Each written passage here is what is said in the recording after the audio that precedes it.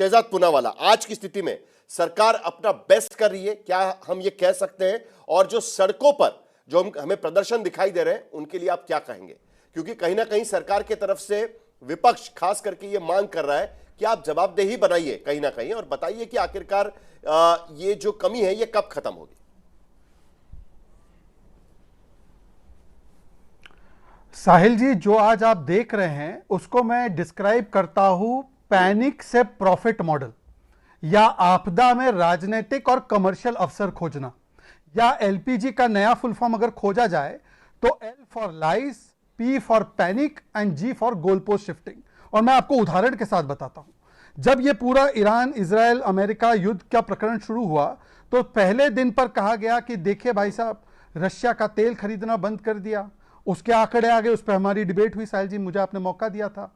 फिर उसके बाद आया कि क्रूड ऑयल की समस्या होने वाली है, तो बताया गया कि भाई क्रूड ऑयल का तो ऐसा भंडार है, ऐसा स्ट्रेटेजिक रिजर्व्स है जो पहले कभी नहीं था, क्योंकि हमने इतना डाइवर्सिफाई करके रखा है। और 2013 वाली स्थिति नहीं कि पेट्रोल पंप पे ताला लगा दे। तो फिर आ गए एलपीजी पर, और आज एलपीजी पर मैं आपको 3 हार्ड कोर फैक्ट्स देना चाहता हूं क्योंकि आपके डिबेट में बैठे हैं। पहला फैक्ट, कांग्रेस पार्टी ने ये लाइनें दिखाने के चक्कर में 2011 की लाइन दिखा दी जो एलपीजी सिलेंडर के लिए लगती थी। उस समय तो 15-20% लोगों के पास ही था सिलेंडर, पर तब भी लाइनें लगती थी और 1241 रुपए का सिलेंडर आता था। उनका फेकरी नंबर 1। फेकरी नंबर 2, जो कल सुप्रिया सिन्हा जो प्रोपेगेंडा इन चीफ है, उन्होंने कहा कि राम रसोई अयोध्या में खाना पीना बंद हो चुका है। मैं आपका ध्यान आकर्षित करना चाहता हूं, IANS एजेंसी ने वीडियो के साथ ट्वीट किया है, एक नहीं अनेकों, 12:30 बजे से लेकर 2 बजे तक, और उनके पंकज नाम के किचन मैनेजर के साथ भी उन्होंने दावत दिया है समाजवादी पार्टी के लोकल सांसद को कि आइए, यहां पर भरपूर खाना है, आप भी खाइए, अगर आपकी राम जी में आस्था हो तो यहां पर दर्शन भी कर लीजिए और बाकियों को भी कैसे खिला रहे वो भी आकर देख लीजिए। पर तीसरी बात, और मैं अपना पर्सनल आपको एग्जांपल देना चाहता हूं। एक दिन पहले, कल की बात है, मैं अब्बास हैदर समाजवादी पार्टी के एक राष्ट्रीय प्रवक्ता के साथ बैठा था और वही आवेश में उन्होंने कहा कि मैंने डोमेस्टिक सिलेंडर मंगवाया, कई दिनों से मंगवाया है, मिल नहीं रहा है डोमेस्टिक सिलेंडर। तो मैंने उसी समय बोला बुकिंग आईडी दे दो, उसने दिया नहीं, पर मैंने इंडियन हजरतगंज से पता किया और पता चला कि अब्बास हैदर ने 11 मार्च को रिक्वेस्ट डाली थी, समाजवादी पार्टी का ऑफिशियल दिखा रहा हूं मैं, व्हाट्सएप चैट भी दे भेज सकता हूं, और 12 मार्च को मतलब 24 घंटे के भीतर डोमेस्टिक सिलेंडर उसके घर पे था। और फिर पता चला कि ये झूठ, पता है क्यों बोला जा रहा है, पैनिक क्यों क्रिएट किया जा रहा है? इंडिया टुडे ने बता दिया, समाजवादी पार्टी के नेता अब्दुल, उसके घर से 55 सिलेंडर मिले, 3-3 हजार का बेच रहा था। फिर मैंने देखा तमिलनाडु में 390 सिलेंडर मिले एक के घर में, वो भी शायद डीएमके से जुड़ा हुआ है। कर्नाटका की यादगिरी में 46 सिलेंडर किसी के यहां मिले, वो किसके से जुड़ा हुआ है वो बताएंगे। तो ये पैनिक से प्रॉफिट कमाने के चक्कर में, और साहिल लास्ट बात कहूंगा, आपको याद होगा कोविड की वैक्सीन मत लो, इंपोर्टेंट हो जाओगे, बीजेपी की वैक्सीन है, ये कहकर फाइजर के दलाल कौन बने थे हमको याद है। तो ये तो इनका एस्टैब्लिश पैटर्न है। अन्यथा मुझे बता दे चरणजीत सापरा, मैं स्टेटमेंट कोट कर रहा हूं परगत सिंह कांग्रेस के विधायक का, पैनिक करने की कोई सिचुएशन नहीं। ये बात अच्छी है शहजाद कि आपने कुछ चीजों का फैक्ट चेक यहां पर किया हुआ है।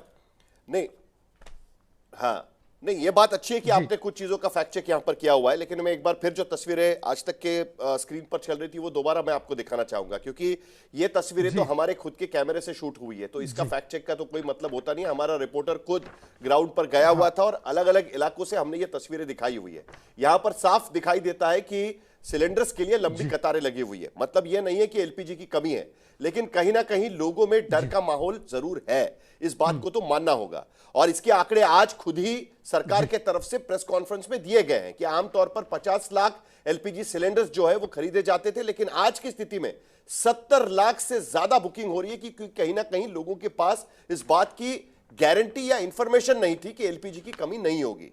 सरकार यह भी कहने की कोशिश कर रही है कि एलपीजी से हटिए और पीएनजी पर जाकर रुक जाइएगा, क्योंकि पीएनजी लेंगे तो हम सप्लाई आपको दे पाएंगे। 33 करोड़ एलपीजी के उपभोक्ता है भारत के भीतर और सिर्फ 1.5 करोड़ पीएनजी के उपभोक्ता है, और आज की स्थिति में वो शिफ्टिंग नहीं हो पाएगा। तो सवाल शहजाद इस बात को लेकर रुकता है कि आखिरकार ये जो डर है, विपक्ष पर आरोप लगाना ठीक है, लेकिन सरकार के तरफ से यह डर मिटाने के लिए क्या किया जाएगा? जल्दी से आपका जवाब, उसके बाद चरणजीत सिंह सप्रा के पास भी मैं चलूंगा। बोलिए साहिल जी, आपने बिल्कुल सही कहा कि आपका कैमरा झूठ नहीं बोल रहा है, ये तस्वीरें सही है, ये लाइनें सही है, पर ये लाइनों के पीछे जो कारण है ना, वो कारण झूठा है। और मैं इसीलिए आपको आश्वस्त कर रहा हूं, 25,000 के हमारे डीलर्स हैं, वो 25,000 के डीलर्स के पास कोई भी कमी नहीं है एलपीजी डोमेस्टिक सिलेंडर देने में। आज भी एवरेज बुकिंग टाइम 2.5 दिन का है। समाजवादी पार्टी के प्रवक्ता को तो 24 घंटे में डोमेस्टिक सिलेंडर मिल गया है। आज भी डोमेस्टिक सिलेंडर की स्थिति, सीएनजी की स्थिति, पाइप्ड गैस की स्थिति 100% पर है। हां, रेस्टोरेंट, कमर्शियल, इंडस्ट्रियल यूज के लिए 70 to 80% है, क्योंकि स्ट्रेट ऑफ हॉर्मुज में जो होता है वो भारत तय नहीं करता।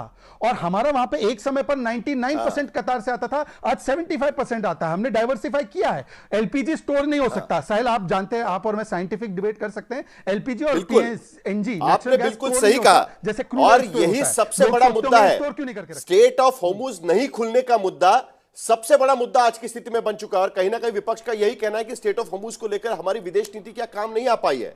चरणजीत सिंह सप्रा, उस पर मुझे आपसे टिप्पणी चाहिए, लेकिन उससे पहले जरा आप मुझे बताइएगा कि आखिरकार जो शहजाद कहने की कोशिश कर रहे हैं, तस्वीरें तो सही है, लेकिन उसके पीछे जो कारण है वो गलत तरीके से पेश किया जा रहा है। सप्रा जी, देखिए, कम से कम शहजाद ने, भारतीय जनता पार्टी के प्रवक्ता ने यह मान लिया कि जो तस्वीरें आप दिखा रहे हैं या सारे चैनल दिखा रहे हैं ये फेकरी नहीं है, ये सही है। कम से कम इतनी बात इन्होंने मान ली है। नहीं तो गलगोटिया यूनिवर्सिटी के छात्रों का क्या भरोसा, ये तो आपकी दिखाई हुई तस्वीरों को भी कह सकते हैं कि भाई ये फेकरी है। खैर, इसके ऊपर से हम आगे बढ़ते हैं। दूसरी बात यह है कि गैस और तेल के खेल में मोदी सरकार फेल है, ये सिद्ध हो चुका है। इसमें कोई दो राय नहीं है। पिछले 14 दिन का जो युद्ध चल रहा है ईरान, इजराइल और अमेरिका का, उसके तहत यह पता चल गया कि सरकार ने कुछ पूर्व नियोजन नहीं किया हुआ था, कुछ इनके ध्यान में नहीं था, कुछ इनको अंदेशा नहीं था कि इस तरह से वॉर होने वाली। हालांकि बाकी सबको पता था कि यह लड़ाई हो सकती है, लेकिन इस सरकार की कोई तैयारी नहीं थी।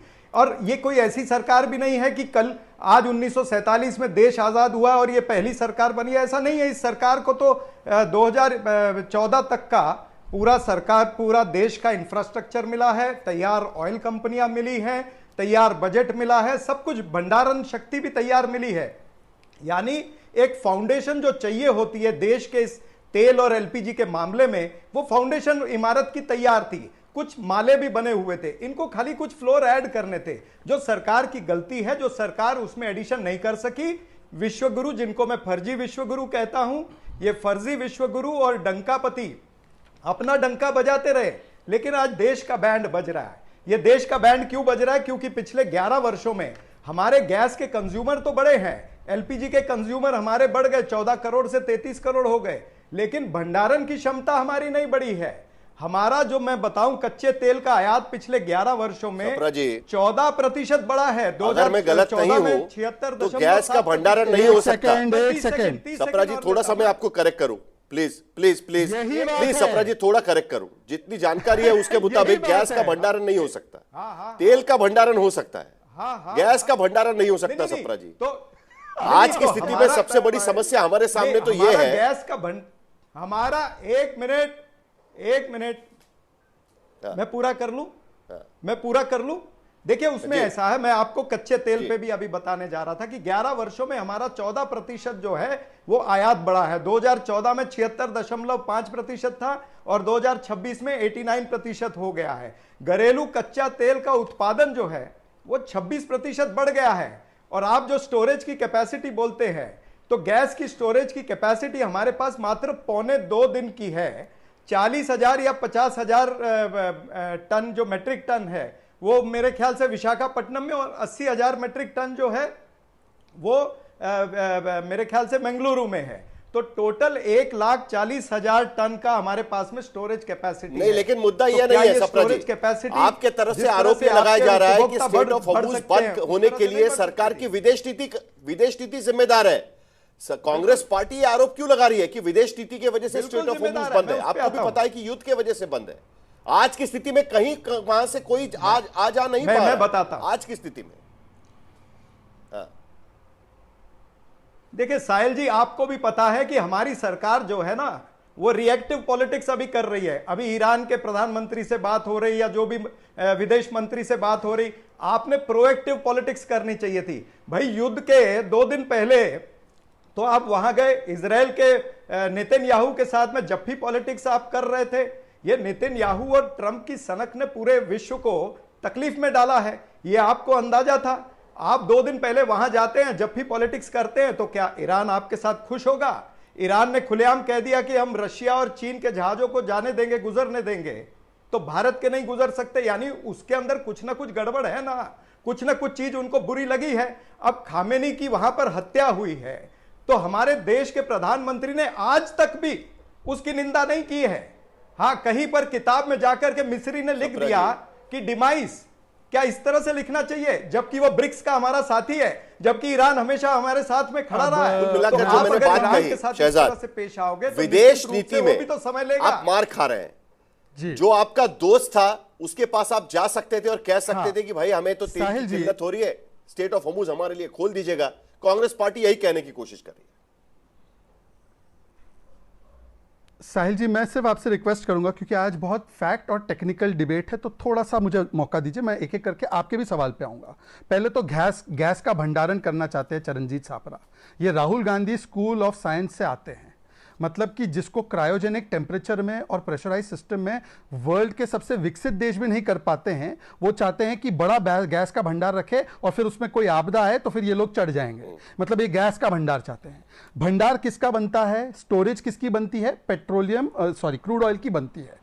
और वो क्रूड ऑयल की कितना झूठ बोलते हैं। इनकी पॉलिसी थी 2013 में लॉक कर दो पेट्रोल पंप 8 बजे। आज हमारी पॉलिसी है कि 70% नॉन हॉर्मुज से आता है, उसमें भी हमारे 55 lakh barrels per day consumption है साहिल। और मैं जनता को बताना चाहता हूं 55 लाख बैरल्स आज भी हमारे देश में हर रोज उपलब्ध है। और इसका कारण यह है, इसके 3 कारण है। हमने एक तो डाइवर्सिफाई किया, दूसरा हमने अपने रिजर्व्स को डीप किया, जिसमें 55 लाख मेट्रिक टन हमारे 3 जगहों पर स्ट्रेटेजिक रिजर्व है। प्लीज साहिल, मैं रिक्वेस्ट कर रहा हूं, आगे मुझे मौका मत दीजिए। समस्या गैस की है, और समस्या गैस की है, 10 सेकंड और विदेश नीति की है। मैं उस पर भी आ रहा हूं। बाकी दो मेहमान भी इंतजार कर रहे हैं। गैस की समस्या, विदेश नीति पर सवाल पूछा है स्पेसिफिक। मैं आ जाऊंगा मैं उसके बाद मत दीजिए मुझे मौका। उस पर मैं उस पर भी आ रहा हूं। मैं आपसे रिक्वेस्ट कर रहा हूं 30 सेकंड और। तीसरा पॉइंट, मैं आपको एक उदाहरण देता हूं कि कैसे हम काम करते हैं। 1974 में फ्यूल रिपोर्ट आई थी, फ्यूल पॉलिसी रिपोर्ट। उसने बोला था कि ट्रेन का इलेक्ट्रिफिकेशन कर दो जिससे कि डीजल की खपत खत्म होगी। 40 साल कुछ नहीं हुआ। आज मोदी ने आकर 100% रेल इलेक्ट्रिफिकेशन किया है, तो 600 करोड़ लीटर डीजल बच रहा है हमारा। यह है। पर मैं आता हूं अभी फॉरेन पॉलिसी पे। फॉरेन पॉलिसी तो गजब की थी साहिल जी। गद्दाफी मारा गया तो बहुत कंडेम किया ना। और फॉरेन पॉलिसी 2005 और 6 और 11 में ईरान के खिलाफ आईएए में हमने वोट किया था ना, तो बेस्ट फ्रेंड फॉर लाइफ था ईरान हमारा। तो क्यों किया वोट? हमने ईरान या इजराइल का पक्ष नहीं, हमने भारतीयों का पक्ष लिया है, हमारी एनर्जी सिक्योरिटी का पक्ष, हमारी लोगों की सुरक्षा का पक्ष। इन्होंने ईरान देना पर कितना झूठ बोला, पर उन्होंने एक भी बार हमारे जो भारतीय सेलर मारे गए या भारतीय नागरिक मारे गए उस पर एक शब्द नहीं बोला सोनिया गांधी ने। इनकी पॉलिसी जो है वो वोट बैंक नीति को विदेश नीति के ऊपर रखने की है। अन्यथा मैं पूछना था तो चरणजीत छापरा से इतना बताओ, आपके समय पर एलपीजी 10-20% था कवरेज, फिर भी आपका दाम 1241 था नॉन सब्सिडाइज का। आज 100% कवरेज है, फिर भी दाम 913 है। आप ही के पूर्व विदेश मंत्री कह रहे हैं कि सरकार की पॉलिसी में कोई गलती नहीं है। एक वक्त था जब कांग्रेस सरकार के समय पे भी इसी तरीके से पॉलिसी लिया जाया करती थी। इसका मतलब यह नहीं है कि अमेरिका के सामने झुक गए। शशि थरूर खुद कह रहे हैं, और इस बार तो उन्होंने हिंदी में ट्वीट करके कहा है।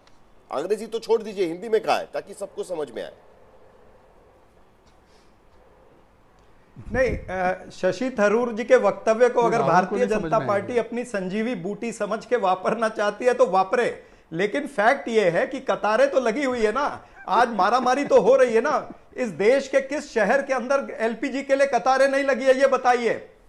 तो कतारें लगी है, उस पर बीजेपी जवाब नहीं देगी। आपने 60 रुपए क्यों बढ़ा दिए एलपीजी पर, उस पर बीजेपी जवाब नहीं देगी। आप कमर्शियल सिलेंडर पे रोक लगा रहे हो, उसके आगे क्या होगा उसका कोई रोड मैप आप नहीं बता रहे हो। आप सिर्फ इतना करिए, एक हेल्पलाइन नंबर जनरेट कर दीजिए सरकार की तरफ से। उस हेल्पलाइन पे जिस किसी को एलपीजी नहीं मिल रहा वो फोन करके बताएगा, जो काला बाजारी में खरीद रहा है वो फोन करके बताएगा, जिसे और कोई तकलीफ है वो फोन करके बताएगा। आपने खुद ही 25 दिन का लगा दिया, लेकिन और इसके बावजूद 45 दिन का आपने टाइम पीरियड लगाया है। क्या गांव के लोग कम खाना बनाते हैं क्या?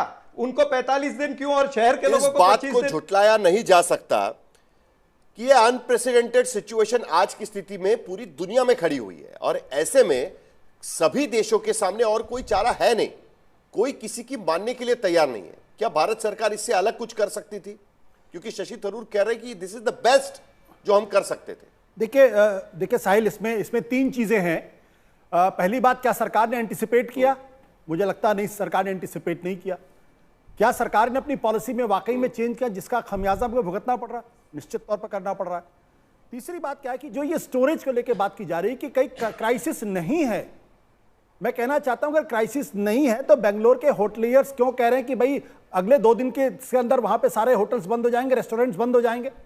आपके मोरबी में सिरामिक इंडस्ट्री वाले रो रहे हैं इस बात को लेकर। तो एक मिनट, मैं ये कह रहा हूं कि पहले तो ये तो एक्सेप्ट करो कि क्राइसिस है, और हर सरकार अगर होती तो कोई भी सरकार होती इस क्राइसिस को हैंडल करती।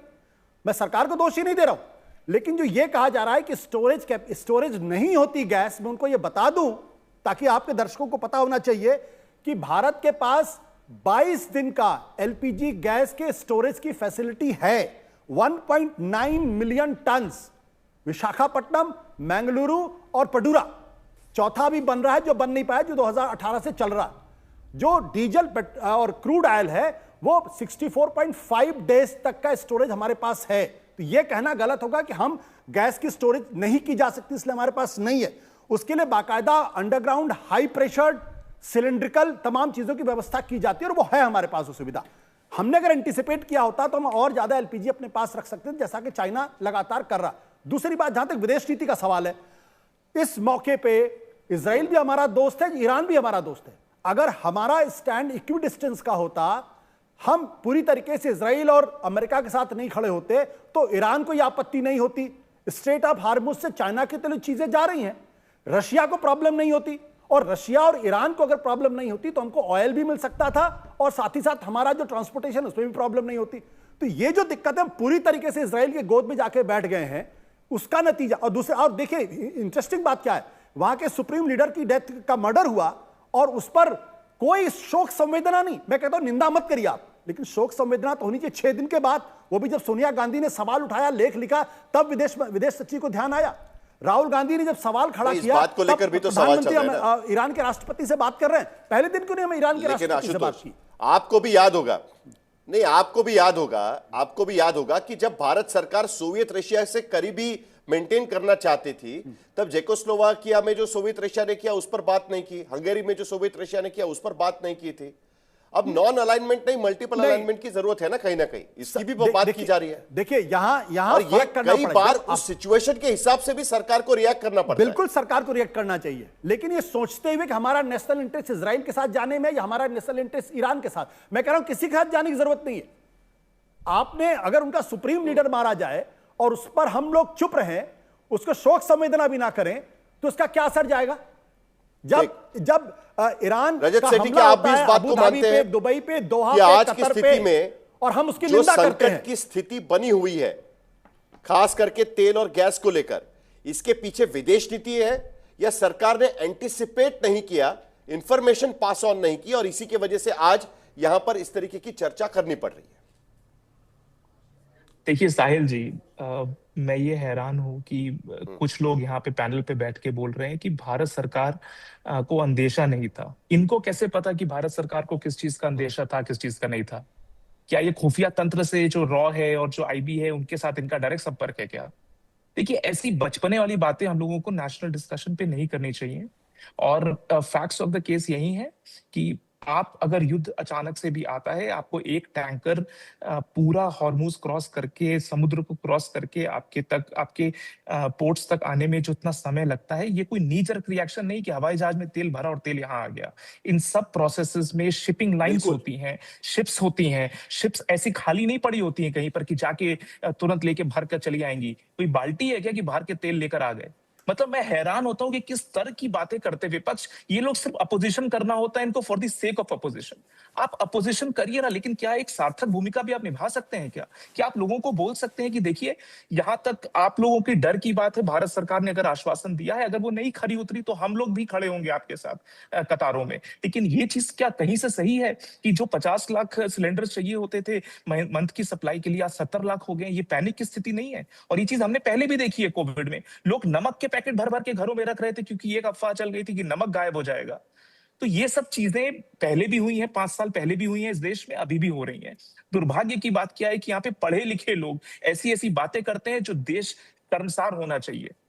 आपको फॉरेन पॉलिसी की बात करनी है, आशुतोष इसका जवाब देंगे। रजत जी देखिए साहिल, रजत इसका जवाब आशुतोष देंगे। साहिल देखिए, मुझे आपसे एक सवाल पूछना है। एक सेकंड आशुतोष, एक मिनट, कोई परवाह नहीं करता। नहीं मैं आपके पास मुझे जरा एक सवाल पूछना है, लेकिन आशुतोष एक मिनट जरा मुझे एक सवाल पूछना है। रजत, ये बात तो आप मानते हैं ना कि आज की स्थिति में पैनिक की सिचुएशन तो भारत के भीतर है, और ये पैनिक की सिचुएशन तब शुरू हुई जब भारत के होटेलियर्स ने जाकर अलग अलग सांसदों को मिलना शुरू किया और कहना शुरू किया कि भाई हमारे पास तो गैस नहीं आ रहा है और हमारे कामकाज बंद हो जाएगा, पूरी तरीके से इंडस्ट्री ठप हो जाएगी। और उसके बाद कहीं ना कहीं ये ब्रीफिंग शुरू हुई है, number 1। Number 2, state of Hormuz कितना इंपॉर्टेंट है ये आज की स्थिति में भारत जैसे देशों को पता है, चीन को पता है, आशियाई देशों को खास करके पता है, क्योंकि उनका ज्यादातर गैस और ऑयल का सप्लाई इसी स्ट्रेट ऑफ होर्मुज से आता है। 15 दिन होने के बाद जब प्रधानमंत्री ईरानियन प्रधानमंत्री से बात करते हैं और इस पर पहली बार उनकी बातचीत होती है, आपको नहीं लगता कि जो प्रीएम्प्ट की बात की जा रही है वो इसलिए भी की जा रही है कि हो सकता है कि पहले से अगर इस बारे में ईरान से बात की होती तो आज हमारे सप्लाई पर इसका असर इस तरीके से नहीं पड़ता? क्या हम ये कह सकते हैं? रजत सेठी, और उसके बाद आशुतोष आपका जवाब दें। देखिए साहिल जी, मुझे जितना लगता है कि प्रधानमंत्री जी ने जो बात की होगी ईरान में, वो जो हमारे फंसे हुए सेलर्स हैं उनको निकालने की बात है, जो कि शिप्स में फंसे हुए हैं। मुझे नहीं लगता कि वहां पे ये बात की गई है। यार कोई भी, आप चीन देख लीजिए, आप पाकिस्तान देख लीजिए, चीन के पास सप्लाई का जो शॉर्टेज हुआ है उसको अपने स्ट्रेटेजिक रिजर्व्स में डिप करना पड़ा है। पाकिस्तान ने जो वर्किंग डेज होते हैं हफ्ते में वो 4 कर दिए हैं, क्योंकि वो बाकी दिन के तेल और पेट्रोल को नहीं सप्लाई करवा सकता है। अपेरेंटली ये दोनों ऐसे देश हैं जिन्होंने बात करी है ईरान से और ईरान के साथ फुल अलाइनमेंट शो किया है।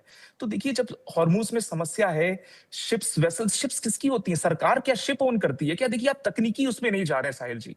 शिप जो होती है पर्सनल कंपनीज, प्राइवेट कंपनीज की होती है। प्राइवेट कंपनी अपनी रिस्क क्यों लेगी अपनी सप्लाई तो देश को डालने की? सप्लाई तो देश की जनता को वहीं से मिलता है, और उसको इंश्योर करना, उनकी सेफ्टी इंश्योर करना, ये तो सरकार का काम बनता है। बिल्कुल साहिल जी, तो क्या कर सकती है सरकार? सरकार एसेंशियल कमोडिटी एक्ट ला सकती है। सरकार ये इंश्योर कर सकती है कि जो हमारे रिफाइनरीज हैं उनमें प्रोडक्शन बढ़ाया जाए। जामनगर रिफाइनरी में 10% प्रोडक्शन बढ़ाया गया है। जी देखिए साहिल, एक बात समझ लीजिए कि अगर आप आंख बंद करके सरकार को डिफेंड करना तो करिए, कोई दिक्कत वाली बात नहीं है। वो तो लोग अपना करियर बनाने के लिए कर ही रहे हैं, हर जगह कर रहे हैं, इसमें कोई दिक्कत वाली बात ही नहीं है, खुलेआम कर रहे हैं। मैं उस डिबेट पे जाना ही नहीं चाहता। इंपॉर्टेंट बात क्या है, अगर आप जनवरी से लेके फरवरी के फर्स्ट वीक तक के अखबार, दुनिया का कोई भी अखबार उठा के आप देख लेते, आपको फौरन अंदाजा था कि ईरान के ऊपर हमला करने की भूमिका बन रही है। अमेरिका के बेड़े घूम रहे थे, सारी तैयारियां वहां चल रही थी, और उसके बावजूद हम नहीं कर पाए। चाइना ने अपना स्टोरेज कैपेसिटी 120 दिन का कर रखा है। आज चाइना का स्टेज ऑफ हार्मुज से जो शिप जाता है उसको कोई प्रॉब्लम नहीं हो रही। भारत के साथ प्रॉब्लम हो रही। हमारे साथ प्रॉब्लम क्या हो रही? क्योंकि अमेरिका ने हमारा घुटना दबाया और उसके बाद हमने कहा कि अमेरिका चाइना के साथ प्रॉब्लम नहीं। शहजाद, एक मिनट समय खत्म हो रहा है। जो आपने रशिया के साथ ऑयल लेना बंद किया, रशिया के साथ ऑयल लेना बंद किया, और मैं तो आंकड़े दे रहा हूं। हिंदुस्तान पेट्रोलियम है, मैंगलोर रिफाइनरी है, HPCL है, इन लोगों ने बाकायदा ऑर्डर प्लेस करना बंद कर दिया। आपने रशिया के साथ भी दुश्मनी ले ली, आप ईरान के साथ मुझे आने दीजिए करने के लिए आ रहे हैं। मुझे भी मौका देना। आशुतोष जरा सुन लेते हैं, शहजाद से जवाब लेंगे। शहजाद, साहिल, मुझे समय की कमी है, आने बोलिए साहिल, अरे बोलिए शहजाद, बोलिए। कौन सी डिले है मेरे भाई? आपने यहाँ पे 4-5 सेकंड का डिले रखा, मेरी क्या गलती है? आप बोलो ना 3 सेकंड का करें। सुनिए साहिल जी, कौन सा दिमाग का खिड़की बंद करके एक व्यक्ति नेचुरल गैस के रिजर्व्स को LPG का रिजर्व्स बता रहा है? चाइना के 120 दिन का क्रूड ऑयल का रिजर्व्स भारत के सो कॉल्ड एलपीजी के रिजर्व्स के साथ कंपेयर कर रहा है। भारत में भी 7 से 8 हफ्ते के क्रूड ऑयल के रिजर्व्स है मान्यवर, और क्रूड ऑयल की कोई स्थिति ही नहीं है। और आप बोल रहे हैं कि हमारी ईरान और अमेरिका वाली पॉलिसी बिल्कुल फेल है। तो सुएज मैक्स का शिप कैसे पहुंचा जो इंडियन एनर्जी से लिंक था, मुंबई पोर्ट में आ चुका है। केवल लेकिन इसके बावजूद भी अमेरिका से 1 आज की स्थिति में भी होर्मुज का रास्ता आसान नहीं है। आज इंडिया टुडे कॉन्क्लेव में अमेरिकन एम्बेसडर जो भारत में है वो आए हुए थे और उन्होंने साफ कहा कि अमेरिका ने इजाजत दी है भारत को कि वो एक महीने के लिए रशिया से तेल आयात कर सकते हैं। लेकिन इस पर तो बातचीत इसके बाद भी होती होगी। लेकिन गैस की सप्लाई को लेकर पूरा नजर बनी हुई है सरकार के भूमिका पर। लेकिन फिलहाल एलपीजी के लिए लाइनें भी देश भर में देखी जा सकती, इस पर भी हमारी नजर बनी रहेगी।